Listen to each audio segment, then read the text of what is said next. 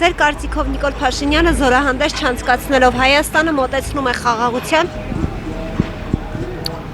Այն մարդը ինչ հարցեր եք տալիս։ Մեզ ժողովրդին ոչ է զորահանդես է պետք, այլ խաղաղություն է պետք։ Ինչ եք խոսում։ Բայց դա չանելով խաղաղության Այդ մարդը ինչ կարևոր է զորահանդեսը, չեմ հասկանում։ Պետք է զորահանդեսը, որ պետք քու ամեն ինչը ցույց տաս, ինչի համար։ Ինչու Ալիևը ամեն տարի անցկացնում։ Այն մարդ Ալիևը գլուխը պատովն է տալիս։ Չի կարելի, չէ, ամեն ինչը կապել է տամը։ Մեր հաջորդին պետք է խաղաղություն, մեր Հայաստանը բարգավաճելու ուժեղացնելու համար, ազեժան։ Այդ երկրորդական հարցը